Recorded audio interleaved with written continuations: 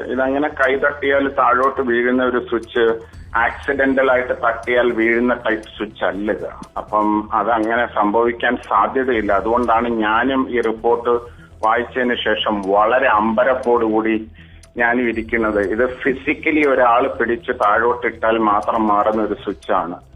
പിന്നെ തുടക്കത്തിൽ പറഞ്ഞ കണക്ക് 2 പേരുടെ ഓഡിയോ മെസ്സേജ് ആണ് വന്നേക്കുന്നത്. ഞാൻ ഈ ഓഡിയോ മെസ്സേജ് ഒന്നും കേട്ടിട്ടില്ല. ഞാനും ഒരു സാധാരണക്കാരനെ കണക്ക് നമുക്കിതിനൊന്നും ആക്സസ് ഇല്ലല്ലോ. അപ്പം ഈ ഫ്ലൈയിങ് പൈലറ്റ്, ഇത് തുടക്കത്തില് ആക്സിഡന്റ് ദിവസം പറഞ്ഞ കണക്ക് pilot flying, PF pilot not flying. അപ്പം ഇത് ആരോട് ചോദിച്ചു, ആരോട് മറുപടി പറഞ്ഞു എന്നുള്ളതിന് കുറച്ചുകൂടെ വ്യക്തത വരണം. അപ്പം പൈലറ്റ് ഫ്ലൈങ്, ഒരു എക്സാമ്പിളിന് വേണ്ടി ഞാൻ പറയുകയാണ്. ലെഫ്റ്റ് സീറ്റിലിരിക്കുന്ന ക്യാപ്റ്റൻ ആണ് ഫ്ലൈ ചെയ്തതെങ്കിൽ ആ ക്യാപ്റ്റൻ ആയിരിക്കും കോ പൈലറ്റായ റൈറ്റ് സീറ്റിലിരിക്കുന്ന ആളുടെ അടുത്ത് ചോദിക്കുക, hey who switched off the switch. ഇല്ല, കോ പൈലറ്റ് ആയിരുന്നു അന്ന് ടേക്ക് ഓഫ് ചെയ്തതെങ്കിൽ ക്യാപ്റ്റന്റെ അടുത്ത് ചോദിക്കുന്നതായിരിക്കാം ചോദ്യം. അപ്പൊ ഈ ഓഡിയോ മെസ്സേജിൽ നിന്നും കുറച്ചുകൂടെ വ്യക്തത വരാനുണ്ട്. ആര് ഈ ചോദ്യം ആരോട് ചോദിച്ചു, അതൊരു വലിയ ക്വസ്റ്റ്യൻ മാർക്കായിട്ട് ആണ് എന്റെ മുമ്പിലും ഇന്ന് രാവിലെ 5:50 ഈ റിപ്പോർട്ട് എന്റെ കയ്യിൽ കിട്ടുമ്പോൾ ഞാൻ അമ്പരപ്പോടെ ഇത് കാണുന്നത്.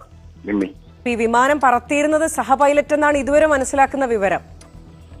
അങ്ങനെ ആണെങ്കിൽ ഈ ചോദ്യം ആ പറക്കുന്ന പൈലറ്റ് പറക്കാത്ത പൈലറ്റിന്റെ അടുത്ത് ചോദിക്കുകയും പറക്കാത്ത പൈലറ്റ് അതിന് ഉത്തരം കൊടുക്കുകയും ചെയ്തു എന്ന് വേണം അനുമാനിക്കാൻ. പക്ഷെ അതിന്റെ വ്യക്തതയൊന്നും ഇല്ലാതെ ഒരു കമേഴ്ഷ്യൽ പൈലറ്റ് എന്നുള്ള നിലയ്ക്ക് ഞാൻ ആരെയും ഫിംഗർ പോയിന്റ് ചെയ്യാനോ കുറ്റപ്പെടുത്താനോ ഞാൻ തയ്യാറല്ല ഈ നിമിഷത്തില്. ശ്രീ സനിൽ ഗോപിനാഥ്, ഇത് പറന്നുയർന്ന സെക്കൻഡ്സിലാണല്ലോ ഇത് ഓഫ് ആകുന്നത്. അപ്പൊ അതിനിടയിൽ ഒരാൾക്ക് അങ്ങനെ ചെയ്യാൻ കഴിയുമോ? അതിനപ്പുറത്തേക്ക് എന്തെങ്കിലും സാധ്യതയുണ്ടോ? ഇത്രയും വർഷത്തെ ഒരു അനുഭവത്തിൽ താങ്കൾക്ക് എന്താണ് മനസ്സിലാവുന്നത്? ഞാൻ ഇതിനു മുമ്പ് ഇന്റർവ്യൂവിൽ പറഞ്ഞ കണക്ക് ഞാൻ ബോയിങ് വിമാനം പറഞ്ഞിട്ടുണ്ടെങ്കിലും ഈ പർട്ടിക്കുലർ ബോയിങ് 787 വിമാനം ഞാൻ പറഞ്ഞിട്ടില്ല. പക്ഷെ അതിന്റെയൊക്കെ കുറെ ടെക്നിക്കൽ കാര്യങ്ങൾ എനിക്ക് അറിയാം. അപ്പം ഈ സ്വിച്ച് ബോയിങ് വിമാനങ്ങളിലെല്ലാം ഒരുമാതിരി സ്റ്റാൻഡേർഡ് ആണ്. ചെറിയ വ്യത്യാസങ്ങളൊക്കെ ഉണ്ട് സ്വിച്ച്. അങ്ങനെ ഒരു ഫിസിക്കൽ ഇന്റർവെൻഷൻ ഇല്ലാതെ ഈ സ്വിച്ചിനെ താഴോട്ട് ആ കട്ട് ഓഫ് പൊസിഷനിൽ കൊണ്ടുവരാൻ സാധിക്കത്തില്ല എന്നാണ് എന്റെ പൂർണ്ണ വിശ്വാസം.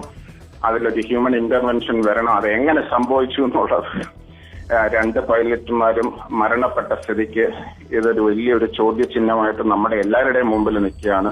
പ്രത്യേകിച്ച് ഞങ്ങളെ കണക്കുള്ള ഏവിയേഷൻ രംഗത്തുള്ളവർക്കെല്ലാം ഇത് ഈ ക്വസ്റ്റ്യന് ഒരു ആൻസർ കിട്ടാനുള്ള എങ്ങനെയാണ് എന്നുള്ളത് വളരെ ഒരു ചോദ്യചിഹ്നമായിട്ടാണ് മുമ്പോട്ട് നിൽക്കുന്നത്.